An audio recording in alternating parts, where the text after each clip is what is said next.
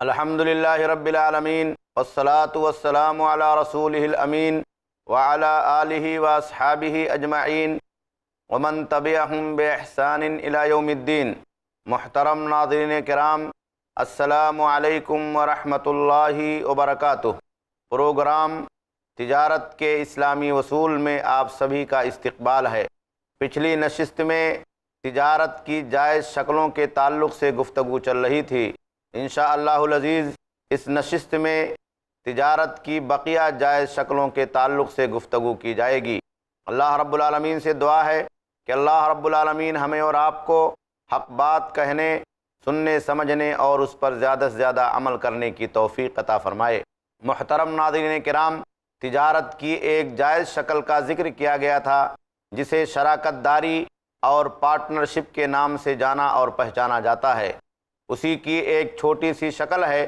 جسے عربی زبان میں مضاربت کے نام سے جانا اور پہچانا جاتا ہے۔ مضاربت دراصل شراکت کی ایک خاص قسم ہے۔ شراکت داری یہ بہت ہی عام لفظ ہے اور اس میں بڑی وسعت ہے۔ مضاربت کا مطلب یہ ہوتا ہے کہ ایک آدمی اپنا سرمایہ لگائے اور دوسرا آدمی محنت اور جد و جہد کرے اور دونوں نفع میں برابر کے شریک ہوں یا جیسا دونوں کے درمیان اتفاق ہو۔ محترم ناظرین کرام، اللہ کے نبی جناب محمد رسول اللہ صلی اللہ علیہ وسلم نے مضاربت کی اس نوعیت کو حلال اور جائز قرار دیا ہے۔ پیارے حبیب جناب محمد رسول اللہ صلی اللہ علیہ وسلم کے زمانے رسالت میں بہت سارے صحابہ کرام اس طریقے سے کاروبار کیا کرتے تھے۔ حضرت حکیم ابن حزام رضی اللہ تعالیٰ عنہ ایک مشہور صحابی ہیں۔ ان کے سلسلے میں مختلف حدیثوں میں یہ بات ذکر ہے کہ وہ اپنا مال مضاربت کے طور پر لوگوں کو تجارت کے لیے دیا کرتے تھے۔ مال اور سرمایہ ان کا ہوتا تھا اور محنت دوسرے آدمی کی ہوتی تھی، نفع میں برابر کے شریک رہتے تھے۔ اللہ کے نبی جناب محمد رسول اللہ صلی اللہ علیہ وسلم نے اسے حلال کمائی کا ایک ذریعہ قرار دیا ہے۔ مسلمانوں کو چاہیے کہ وہ اللہ کے نبی جناب محمد رسول اللہ صلی اللہ علیہ وسلم کے بتائے ہوئے اس طریقے کو اختیار کریں۔ یہ جہاں خیر اور برکت کا ذریعہ ہے، وہیں ایسے لوگوں کے لیے انتہائی نفع بخش ہے جن کو اللہ رب العالمین نے دولت دے رکھی ہے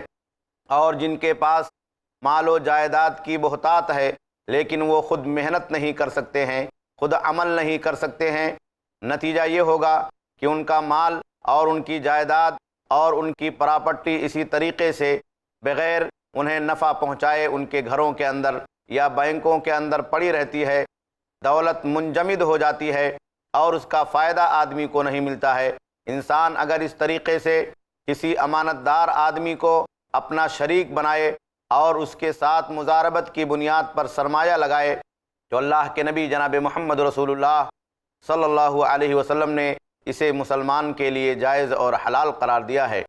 اسی طریقے سے مشارکت کی ایک شکل وہ ہے جسے عربی زبان میں مزارعت کہا جاتا ہے۔ مزارعت کا تعلق دراصل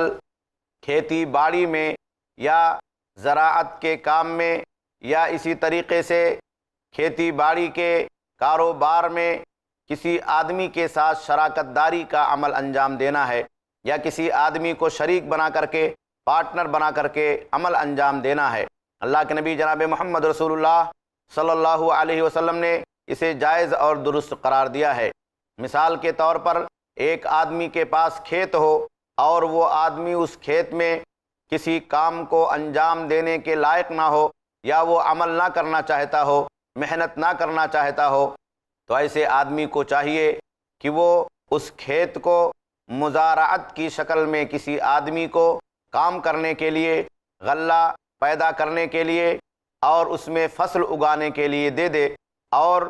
جو پیداوار ہوتی ہے وہ دونوں آدمیوں کے درمیان مشترکہ طور پر نصف نصف کی بنیاد پر تقسیم کی جائے گی، یا اسی طریقے سے دونوں کے درمیان جیسا کم اور بیش اتفاق ہو۔ اسے ہماری زبان میں بٹائی دینے کا معاملہ بھی کہا جاتا ہے۔ اللہ کے نبی جناب محمد رسول اللہ صلی اللہ علیہ وسلم نے اسے جائز قرار دیا ہے۔ مدینہ میں اللہ کے نبی صلی اللہ علیہ وسلم آئے تو وہاں پر کھجور کے باغات تھے۔ لوگ یہودیوں کے ساتھ بٹائی کا اور مزارعت کا معاملہ کرتے تھے۔ اللہ کے نبی جناب محمد رسول اللہ صلی اللہ علیہ وسلم نے اس معاملے کو جاری رکھا، اور اسی طریقے سے جب خیبر میں کھجور کے باغات حاصل ہوئے تو اللہ کے نبی صلی اللہ علیہ وسلم نے یہودیوں کو کھجور کے باغات کو مزارعت کی بنیاد پر بٹائی کرنے کے لیے دے دیا۔ اس طریقے سے وہ لوگ جو کسان ہیں، جو لوگ زراعت پیشہ ہیں، جن کے پاس اللہ رب العالمین نے کھیت کی شکل میں، زمینوں کی شکل میں جائیداد عطا کی ہے، اگر وہ لوگ محنت نہیں کرنا چاہتے ہیں، فصل نہیں اگانا چاہتے ہیں، تو وہ اپنے زمین اور اپنے کھیت کو دوسرے لوگوں کو بٹائی کی شکل میں دے سکتے ہیں، جو شرعی طور پر جائز اور درست ہے۔ اس میں اللہ کے نبی جناب محمد رسول اللہ صلی اللہ علیہ وسلم نے صرف ایک شکل کو حرام قرار دیا ہے جس سے مسلمان کو بچنا چاہیے، اور وہ شکل یہ ہے کہ زمین کے کسی مخصوص حصے کو یا مخصوص ٹکڑے کو اس کی پیداوار لینے کے لیے خاص کرنا۔ مثال کے طور پر ایک زمین ہے جس میں آدمی غلہ اگاتا ہے، ایک طرف غلہ زیادہ پیدا ہوتا ہے اور دوسری طرف غلہ کم پیدا ہوتا ہے۔ زمین کا مالک مزارعت اور بٹائی پر دینے کے ساتھ اگر یہ شرط لگا لے محنت کرنے والے اور کام کرنے والے آدمی سے کہ جس طرف غلہ زیادہ پیدا ہوتا ہے اس کی پیداوار میں لوں گا، اور جس طرف غلہ کم پیدا ہوتا ہے اس کی پیداوار تم لوگے، تو اللہ کے نبی جناب محمد رسول اللہ صلی اللہ علیہ وسلم نے اسے حرام قرار دیا ہے۔ یہ شکل چھوڑ کر کے بقیہ تمام شکلیں اور صورتیں مزارعت اور بٹائی کے اندر جائز اور درست ہیں۔ پیارے حبیب جناب محمد رسول اللہ صلی اللہ علیہ وسلم اس طریقے سے کھجور کے باغات کو اور کھیت اور زمین کو مزارعت اور بٹائی کی شکل پر دیتے تھے۔ صحابہ کرام کے درمیان یہ چیز رائج اور درست تھی، اور وہ لوگ اس طریقے سے کاروبار کر کے، کھیتوں میں محنت کر کے اللہ رب العالمین کی روزی حاصل کرتے تھے، اور اللہ رب العالمین کی طرف سے عطا کردہ روزی کے ذریعے سے فائدہ اٹھاتے تھے۔ محترم ناظرین کرام، اسی طریقے سے مشارکت کی ایک شکل جسے عربی زبان میں مساقات کہا جاتا ہے، مساقات کا تعلق دراصل باغات سے ہوتا ہے۔ کھیت کے علاوہ وہ زمینیں جن میں پیڑ اور پودے لگے رہتے ہیں، جن میں پانی ڈالنے کی ضرورت ہوتی ہے، ان پیڑوں کو کاٹنے اور کترنے کی ضرورت ہوتی ہے، ان کی پرورش اور پرداخت کی ضرورت ہوتی ہے، جسے ہمارے ہاں باغبانی کرنا کہا جاتا ہے۔ یہ بھی ہمارے اور آپ کے لیے حلال اور جائز تجارت ہے، جسے اللہ کے نبی صلی اللہ علیہ وسلم نے جائز قرار دیا ہے۔ پیارے حبیب جناب محمد رسول اللہ صلی اللہ علیہ وسلم بسا اوقات اپنے زمانے رسالت میں کھجور کے باغات کو ایسے لوگوں کو دیا کرتے تھے جو اس کی نگہبانی کر سکیں، جو اس کی سینچائی کر سکیں، جو اس میں پانی ڈال سکیں، جو مکمل طریقے سے باغبانی کے ماہر ہوں اور اس میں محنت کر کے کھجور کے پھلوں میں اچھی پیداوار کریں، اور اس طریقے سے اللہ کے نبی جناب محمد رسول اللہ صلی اللہ علیہ وسلم باغ کے مالک کو اور اس میں محنت کرنے والے اور باغبانی کرنے والے کو پیداوار میں شریک کرتے تھے۔ دونوں آدمی آدھا آدھا برابر تقسیم کر لیتے تھے، یا اسی طریقے سے کم اور بیش کر کے جیسا دونوں کے درمیان اتفاق ہو پیداوار کو تقسیم کر لیا جاتا تھا۔ یہ تمام شکلیں اللہ کے نبی جناب محمد رسول اللہ صلی اللہ علیہ وسلم نے مزارعت کے تعلق سے اور مساقات کے تعلق سے، کھیتی باڑی یا باغبانی کے تعلق سے جائز اور درست قرار دی ہے۔ یہ ہمارے اور آپ کے لیے حلال کمائی کا ایک بہترین ذریعہ اور ایک بہترین راستہ ہے۔ محترم ناظرین کرام، اسی طریقے سے حلال کمائی کا ایک ذریعہ جسے عربی زبان میں اجارہ کہا جاتا ہے۔ اجارہ کا مطلب یہ ہوتا ہے کہ اجرت پر اور مزدوری پر کسی آدمی کو رکھنا، مزدوری کرنا اور نوکری کرنا، کسی جگہ پر جاب کرنا اور کسی آدمی کے عمل کو انجام دے کر کے اس کے عوض میں پیسہ لینا، جسے ہمارے یہاں عام طور پر نوکری کرنا کہا جاتا ہے، یہ شرعی طور پر جائز اور درست ہے۔ اللہ کے نبی جناب محمد رسول اللہ صلی اللہ علیہ وسلم نے اس کے ذریعے سے روزی حاصل کرنے اور کمائی کو جائز اور درست قرار دیا ہے۔ ایک آدمی جو کسی ہنر کو جانتا ہے، اس کے اندر کسی کام کے کرنے کی صلاحیت ہوتی ہے، اور دوسرے آدمی کو ایسے کام کرنے والے، ایسے صلاحیت اور ہنر رکھنے والے لوگوں کی ضرورت ہوتی ہے، تو وہ آدمی روزانہ کی مزدوری کی عوض میں یا ماہانہ کے مزدوری کے عوض میں یا اسی طریقے سے ایک متعینہ رقم کے عوض میں اس آدمی کو اپنے پاس نوکری کرنے کے لیے، اس کام کو انجام دینے کے لیے رکھتا ہے، یہ شریعت میں جائز اور درست ہے۔ قرآن مجید میں حضرت موسیٰ اور شعیب علیہ السلام کے واقعے میں اس بات کا ذکر ہے کہ حضرت شعیب علیہ السلام نے موسیٰ علیہ السلام سے کہا تھا کہ میں اپنی بچی کی شادی تمہارے ساتھ اس شرط پر کروں گا کہ تم میرے یہاں 8 سال مزدوری کرو گے۔ انی ارید ان انکحک احد ابنتی ہاتین علی ان تاجرنی 8 حجج فإن اتممت 10 فمن عندک، کہ میں چاہتا ہوں کہ اپنی دونوں بیٹیوں میں سے ایک کا رشتہ تمہارے ساتھ کر دوں، لیکن اس کے لیے شرط یہ ہے کہ تم میرے پاس 8 سال مزدوری کرو گے۔ مفسرین نے اور محدثین نے اس آیت کریمہ سے اس بات کے لیے دلیل پکڑی ہے کہ اجرت پر کسی آدمی کو رکھنا، مزدوری پر کسی آدمی کو رکھنا یا نوکری پر کسی آدمی کو رکھنا، یہ اسلامی شریعت کے اندر جائز اور درست ہے۔ لیکن اللہ کے نبی جناب محمد رسول اللہ صلی اللہ علیہ وسلم نے اس سلسلے میں ہمیں اور آپ کو مزدور کی محنت کی رعایت کرنے اور اس کے ساتھ نصح اور خیر خواہی کرنے کا معاملہ انجام دینے کا حکم عطا فرمایا ہے۔ پیارے حبیب جناب محمد رسول اللہ صلی اللہ علیہ وسلم نے بیان فرمایا کہ اگر کوئی آدمی کسی کو اجرت پر اور مزدوری پر اپنے پاس رکھتا ہے تو اسے چاہیے کہ اس کی مزدوری وقت پورا ہونے پر، مدت پوری ہونے پر فوراً دے دے۔ اللہ کے نبی جناب محمد رسول اللہ صلی اللہ علیہ وسلم نے تو یہاں تک بیان فرمایا کہ آت الاجیر اجرہ قبل ان یجف عرقہ، کہ مزدور کو اس کا محنتانہ اور اس کی محنت اور اس کے عمل کا معاوضہ تم اس کے پسینہ سوکھنے سے پہلے ادا کر دو۔ اللہ کے نبی جناب محمد رسول اللہ صلی اللہ علیہ وسلم نے مزدوروں کی رعایت کرنے کا ہمیں اور آپ کو حکم عطا فرمایا ہے۔ اسی طریقے سے اجارہ کے اندر ایک بات یہ بھی داخل ہے، اجرت پر کسی آدمی کو مکان دینا، اجرت پر کسی آدمی کو زمین دینا جسے کرایہ داری کہا جاتا ہے یا رینٹ وغیرہ کے نام سے جسے جانا جاتا ہے، یہ چیز بھی اسلامی شریعت کے اندر جائز اور درست ہے۔ اللہ کے نبی جناب محمد رسول اللہ صلی اللہ علیہ وسلم نے اسے جائز قرار دیا ہے، اور یہ بھی اسی مزدوری اور نوکری کے زمرے میں جائز شامل اور داخل ہے جس کا تذکرہ آپ حضرات کے سامنے کیا گیا ہے۔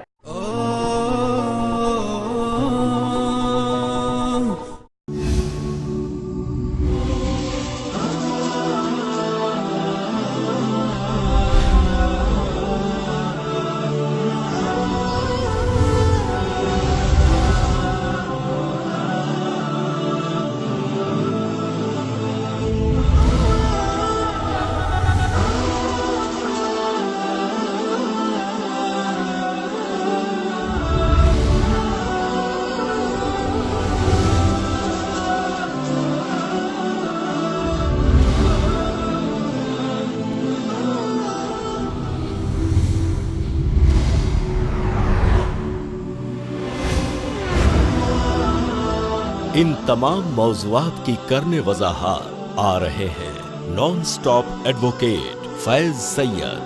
ہر اتوار رات 8 بجے صرف i+ TV پر، بہتر زندگی کے لیے۔ بادشاہ ہو یا کہ ہو کوئی فقیر، ہر کسی کا رہنما قرآن ہے۔ دعائے شام و سحر لا الہ الا اللہ۔ تو حاکم تھا ہوا محکوم، آخر آج کیوں مسلکوں میں ہو گیا مقسوم، آخر آج کیوں خود مصیبت کا بچھایا ہر طرح سے تو نے جال، پھر خدا پورا کرے کیسے تیرا کوئی سوال۔ چاہت سبھی کے دل میں ہے دولت کی مال کی، کرتے نہیں تمیز حرام و حلال کی، رہتے نہیں ہے لوگ یہاں اتحاد سے، کیسے نجات پائیں گے آخر فساد سے۔ رنگ و نور ایک دینی مشاعرہ، بہترین اشعار و افکار کا گلدستہ، ہر جمعہ دوپہر 2:30 بجے اور شام 7:30 بجے صرف i+ TV پر، بہتر زندگی کے لیے۔ اپنے DTH اور کیبل آپریٹر سے آج ہی سمپرک کریں۔ Free to year.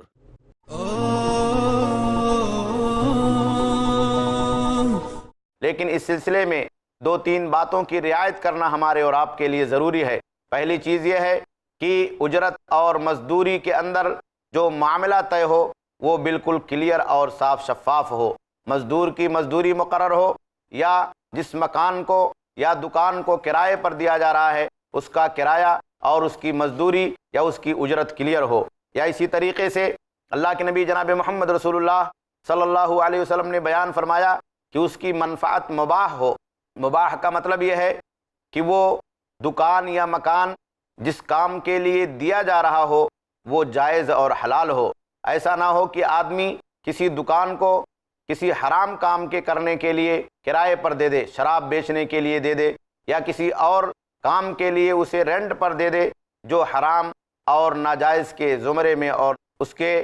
کٹگرے میں آتے ہیں۔ اللہ کے نبی جناب محمد رسول اللہ صلی اللہ علیہ وسلم نے اس سے ہمیں اور آپ کو منع فرمایا ہے۔ اسی طریقے سے اس تعلق سے ہمیں اور آپ کو اس بات پر بھی توجہ دینی چاہیے کہ وہ تمام چیزیں جو شریعت کے اندر حرام کے دائرے میں داخل ہوتی ہیں، اللہ کے نبی صلی اللہ علیہ وسلم نے انہیں اجرت کے طور پر استعمال کرنے سے بھی منع فرمایا ہے۔ ایسی چیزوں کی اجرت لینا یا ایسی چیزوں کے لیے اجرت پر دینا یا کرائے پر ایسی چیزوں کے لیے دینا جو حرام ہوتی ہیں اسلامی شریعت کے اندر جائز اور درست نہیں ہے۔ پیارے حبیب جناب محمد رسول اللہ صلی اللہ علیہ وسلم کی ان نصیحتوں پر ہمیں اور آپ کو توجہ دینی چاہیے، اور یہ تمام اجارے اور اجرت کی شکلیں جو ہمارے سماج و معاشرے کے اندر رائج ہیں انہیں شریعت کے دائرے میں رہ کر کے انجام دینا چاہیے۔ بہت سارے لوگ زیادہ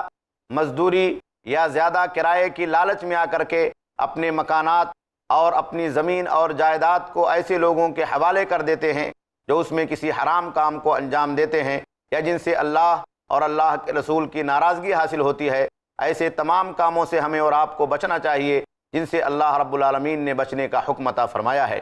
اسی طریقے سے جائز تجارت کی ایک شکل جس کا تذکرہ اللہ کے نبی صلی اللہ علیہ وسلم نے بعض حدیثوں میں کیا ہے، اور آپ سے اس طریقے سے تجارت کرنے کا معاملہ صحیح حدیثوں کے اندر ثابت ہے، جسے بیع المزائدہ کہا جاتا ہے۔ بیع المزائدہ کا مطلب یہ ہوتا ہے کہ نیلامی کے ذریعے سے کسی سودے کو فروخت کیا جائے، یا جیسے آج ہمارے ہاں ٹینڈر کی شکل میں بہت سارے سامان کو فروخت کیا جاتا ہے، یہ شرعی طور پر جائز اور درست ہے۔ اس میں یہ شکل ہوتی ہے کہ لوگ اپنا سامان بیچتے ہیں اور نیلامی کے طور پر اس کی بولی لگائی جاتی ہے، جو آدمی اس سودے کی قیمت زیادہ دیتا ہے اس آدمی کے حق میں سودے کو فائنل کر دیا جاتا ہے۔ اللہ کے نبی جناب محمد رسول اللہ صلی اللہ علیہ وسلم نے بیع المزائدہ کو یا نیلامی کے ذریعے سے اور بولی کے ذریعے سے سامان کے فروخت کرنے کو جائز قرار دیا ہے، لیکن ایک ضروری شرط پر ہمیں اور آپ کو دھیان دینا ہوگا کہ اس میں کسی طرح کی دھوکہ دھڑی اور کسی طرح کی چیٹنگ کا معاملہ نہ ہو جس کے ذریعے سے دوسرے لوگوں کو نقصان پہنچے۔ اللہ کے نبی جناب محمد رسول اللہ صلی اللہ علیہ وسلم کے زمانے رسالت میں ایک انصاری صحابی جو اللہ کے نبی صلی اللہ علیہ وسلم کی خدمت میں کچھ مانگنے کے لیے حاضر ہوئے تو پیارے حبیب جناب محمد رسول اللہ صلی اللہ علیہ وسلم نے سخت ناراضگی کا مظاہرہ کیا اور کہا کہ تمہارے گھر میں کون کون سا سامان موجود ہے؟ انہوں نے کہا اللہ کے نبی صلی اللہ علیہ وسلم ایک ٹاٹ بیٹھنے اور اوڑھنے کے لیے اور دوسرا پیالہ پانی پینے کے لیے موجود ہے، اس کے علاوہ کوئی چیز موجود نہیں ہے۔ اللہ کے نبی صلی اللہ علیہ وسلم نے کہا جاؤ اپنے گھر کا یہ سامان لے آؤ۔ وہ اپنا ٹاٹ اور پینے کے پانی کا پیالہ لے کر کے آئے۔ اللہ کے نبی جناب محمد رسول اللہ صلی اللہ علیہ وسلم نے لوگوں کے درمیان اعلان کیا کہ من یشتری ہذین، کہ کون ہے جو ان دونوں سامان کو خریدے گا، من یزید علی درہم، کون ہے جو ایک درہم سے زیادہ رقم دے گا۔ چنانچہ اس کی بولی لگائی گئی۔ بعض صحابہ کرام نے ایک درہم اس کی قیمت لگائی تو اللہ کے نبی جناب محمد رسول اللہ صلی اللہ علیہ وسلم نے اعلان کیا کہ کون ایک درہم سے زیادہ دے گا۔ چنانچہ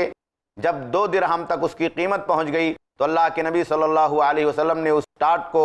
اور اس پیالے کو 2 درہم میں فروخت کر دیا، اور وہ 2 درہم اس صحابی کے حوالے کر دیا کہ جاؤ اسے لے جاؤ اور اس کے ذریعے سے مارکیٹ میں سامان خریدو اور بیچو، یہ لوگوں کے سامنے ہاتھ پھیلانے سے اور بھیک مانگنے سے اچھا ہے۔ اللہ کے نبی جناب محمد رسول اللہ صلی اللہ علیہ وسلم سے یہ روایت سنن ابن ماجہ اور ترمذی کے اندر موجود ہے اور اس کی سند صحیح ہے۔ محدثین نے اس حدیث سے اس مسئلے کا استنباط کیا ہے کہ بولی لگا کر کے یا نیلامی کے ذریعے سے کسی چیز کو فروخت کرنا یہ جائز اور درست ہے۔ اللہ کے نبی جناب محمد رسول اللہ صلی اللہ علیہ وسلم نے اس صحابی کے ٹاٹ اور پیالے کو بولی کی شکل میں فروخت کیا تھا، اس لیے اس میں کوئی حرج کی بات نہیں ہے۔ اسی طریقے سے حلال تجارت کے اندر ایک چیز بیع الخیار ہے، جس کا تذکرہ اللہ کے نبی جناب محمد رسول اللہ صلی اللہ علیہ وسلم نے مختلف حدیثوں کے اندر بیان فرمایا ہے۔ خیار کا مطلب یہ ہوتا ہے کہ جب دو آدمی آپس میں کسی چیز کے خریدنے اور بیچنے کے لیے سودا کرتے ہیں تو انہیں سودے کو رد کرنے کا اختیار حاصل ہونا چاہیے۔ مثال کے طور پر ایک آدمی نے کسی سامان کو فروخت کر دیا اور دوسرے آدمی نے سامان کو خرید لیا، اب وہ اس سامان کو واپس کرنا چاہتا ہے، تو شرعی اعتبار سے اس سلسلے میں اللہ کے نبی جناب محمد رسول اللہ صلی اللہ علیہ وسلم کی ہدایات ہیں۔ پیارے حبیب جناب محمد رسول اللہ صلی اللہ علیہ وسلم نے سودے کو واپس کرنے کو نیک عمل قرار دیا ہے اور اسے باعث ثواب عمل قرار دیا ہے۔ کہا وہ آدمی جو سودا بیچنے کے بعد کسی وجہ سے سودے کو واپس لینے کے لیے آمادہ اور تیار ہو جاتا ہے اور گراہکوں کو اس سلسلے میں رعایت دیتا ہے اور اسی طریقے سے ان کے لیے سہولت فراہم کرتا ہے، ان کے ساتھ رحم دلی کا معاملہ کرتا ہے، تو اللہ رب العالمین قیامت کے دن اس کے گناہوں کو مٹا دے گا۔ پیارے حبیب جناب محمد رسول اللہ صلی اللہ علیہ وسلم نے اس میں خاص طور پر 3 باتوں کی طرف اشارہ کیا ہے۔ پہلی بات وہ ہے جسے خیار مجلس کہا جاتا ہے۔ خیار مجلس کا مطلب یہ ہے کہ ایک آدمی نے سامان فروخت کیا اور دوسرے آدمی نے سامان خریدا، جب تک وہ آدمی مجلس سے جدا نہیں ہوتے ہیں اس وقت تک شرعی اعتبار سے خریدنے والے آدمی کو اس بات کا اختیار حاصل ہوتا ہے کہ وہ اس سودے کو کینسل کر دے، اسے واپس کر دے۔ ایسی صورت میں بیچنے والے آدمی کو چاہیے کہ وہ اس سودے کو واپس لے لے اور اس سودے کو واپسی کے تعلق سے اپنے دل کے اندر کوئی تنگی اور حرج محسوس نہ کرے۔ اگر مجلس ختم ہو جاتی ہے اور اس کے بعد آدمی سودا واپس کرتا ہے تو یہ بیچنے والے اور فروخت کرنے والے کے اختیار میں ہے، اگر وہ چاہے تو واپس کر دے اور اگر چاہے تو واپس نہ کرے۔ اور دوسری چیز جس کا ذکر اللہ کے نبی صلی اللہ علیہ وسلم نے کیا ہے، خیار شرط۔ اگر کوئی آدمی کسی سے سودا خریدتا ہے اور وہ شرط لگا لیتا ہے کہ 2-3 دن تک یا ایک متعین مدت تک میں اسے دیکھوں گا، اسے چیک کروں گا، اگر یہ چیز مجھے پسند آئے گی تو یہ سودا میں لوں گا اور اس پر جاری اور ساری رہوں گا، اور اگر یہ چیز مجھے پسند نہیں آئے گی تو اس سودے کو میں 2-3 دن میں یا اس مقررہ مدت کے اندر واپس کر دوں گا۔ اللہ کے نبی جناب محمد رسول اللہ صلی اللہ علیہ وسلم نے بیان فرمایا کہ المسلمون علی شروطہم، مسلمان جب کسی سے کسی چیز کا عہد و معاہدہ کرتا ہے تو اس کی پابندی کرتا ہے۔ اگر کسی نے شرط لگا لی ہے تو بیچنے والے کو چاہیے کہ شرط کے مطابق اس سودے کو اگر وہ آدمی بعد میں واپس کرتا ہے تو اسے واپس لوٹا لے، اس میں ٹال مٹول نہ کرے۔ اسی طریقے سے ایک تیسری چیز جسے خیار عیب کہا جاتا ہے، کسی سامان کو خریدنے کے بعد اگر اس میں عیب ظاہر ہو جاتا ہے جس عیب کو بیچنے والے نے چھپایا ہے تو اس عیب کی بنیاد پر خریدار کو اس بات کا حق حاصل ہے کہ اس سودے کو کینسل کر دے یا اس سامان کو واپس کر دے۔ بیچنے والے کو چاہیے، فروخت کرنے والے کو چاہیے کہ وہ اس سودے کو واپس لے لے۔ اللہ کے نبی جناب محمد رسول اللہ صلی اللہ علیہ وسلم نے اس بات کی ہمیں اور آپ کو تعلیم دی ہے۔ صحیح بخاری اور مسلم کی وہ مشہور روایت کہ البیعان بالخیار ما لم یتفرقا، کہ 2 بیع کرنے والوں کو آپس میں اختیار ہے جب تک وہ دونوں آپس میں ایک دوسرے سے جدا نہ ہو جائیں۔ اسی طریقے سے اللہ کے نبی صلی اللہ علیہ وسلم نے عیب دار سامان کو بیچنے سے منع فرمایا ہے سوائے اس کے کہ آدمی عیب کو واضح کر دے۔ اس لیے اس سلسلے میں ایک مسلمان کو چاہیے کہ بیع اور لین دین کرتے ہوئے اگر اس طریقے کی کوئی شرط لگائی جاتی ہے یا کوئی آدمی سودا واپس کرنا چاہتا ہے تو وہ سودے کو واپس لے لے، یہ نیک کام ہے اور فضیلت کا عمل ہے۔ اسی طریقے سے ایک آخری چیز جو حلال اور جائز تجارت کی شکل میں ذکر کی جاتی ہے جسے بیع التقسیط کہا جاتا ہے۔ بیع التقسیط کا مطلب یہ ہے کہ قسطوں میں کسی سامان کو خریدنا یا بیچنا، انسٹالمنٹ کی شکل میں کسی چیز کو خریدنا یا بیچنا۔ اللہ کے نبی جناب محمد رسول اللہ صلی اللہ علیہ وسلم نے اسے جائز قرار دیا ہے، لیکن اس کی کچھ شکلیں ہیں جس پر ہمیں اور آپ کو توجہ دینے کی ضرورت ہے۔ سب سے پہلی شکل یہ ہے کہ انسٹالمنٹ میں جو چیز فروخت کی جا رہی ہو اس کا جنس اور اس کی نوعیت واضح ہو، یہ پتہ ہو کہ کون سا سامان ہے جسے انسٹالمنٹ میں یا قسطوں کی شکل میں خریدا اور بیچا جا رہا ہے۔ دوسری چیز یہ ہے کہ اس کا وقت مقرر ہو، ادائیگی کا اور سامان کو لینے کا اور پانے کا وقت مقرر ہو۔ اگر وقت کی تعیین نہیں کی جائے گی تو یہ چیز ربا اور سود میں شمار کر لی جائے گی یا اس میں داخل ہو جائے گی۔ تیسری چیز یہ ہے کہ وقت پورا ہو جانے پر سامان کو فوراً دے دیا جائے، اس میں کوئی تاجیل اور تاخیر نہ کی جائے تاکہ ربا اور سود سے یہ سودا پاک اور صاف رہے۔ اسی طریقے سے اللہ کے نبی جناب محمد رسول اللہ صلی اللہ علیہ وسلم نے قیمت کی ادائیگی کا جو معاملہ ذکر فرمایا ہے اس پر ہمیں اور آپ کو توجہ دینے کی ضرورت ہے۔ بیع التقسیط میں اس بات کی گنجائش ہے کہ انسٹالمنٹ پر جو قیمت مقرر ہو اسے وقت مقررہ پر ہر حال میں ادا کر دیا جائے۔ اگر وقت مقررہ پر ادا نہیں کیا گیا تو اس میں سود کی آمیزش ہو جائے گی یا یہ سود کا چور دروازہ ہو جائے گا۔ اسی لیے بعض علماء نے سرے سے بیع التقسیط سے انکار کیا ہے اور اسے حرام اور ناجائز قرار دیا ہے۔ لیکن صحیح بخاری کی ایک روایت جس میں حضرت بریرہ رضی اللہ تعالیٰ عنہ کا وہ واقعہ ہے جس میں انہوں نے اپنے آپ کو غلامی سے آزادی کے لیے قسطوں میں ادائیگی کی شرط پر پروانہ لکھا لیا تھا، اس حدیث سے محدثین نے استدلال کیا ہے کہ قسطوں میں ادائیگی کی شرط پر کسی سامان کو خریدنا، کسی سامان کو فروخت کرنا ان شرطوں کے ساتھ جائز اور درست ہے، جیسا کہ آپ حضرات کے سامنے ذکر کیا گیا ہے۔ اللہ کے نبی جناب محمد رسول اللہ صلی اللہ علیہ وسلم کے مقرر کردہ حلال تجارت کے یہ راستے ہمارے اور آپ کے لیے حلال ہیں۔ اسی طریقے سے وہ تمام راستے ہمارے اور آپ کے لیے حلال ہیں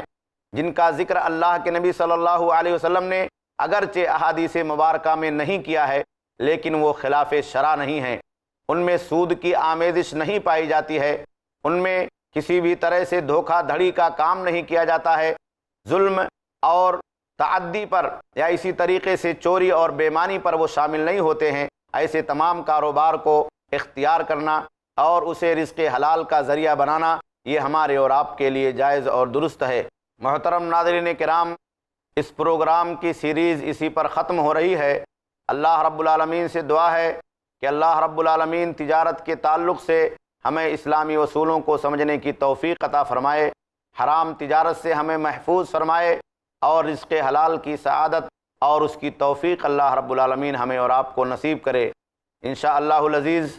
اگلے پروگرام میں نئی سیریز لے کر کے ہم آپ حضرات کی خدمت میں حاضر ہونے کی کوشش کریں گے۔ تب تک کے لیے اجازت دیجیے۔ السلام علیکم ورحمۃ اللہ وبرکاتہ۔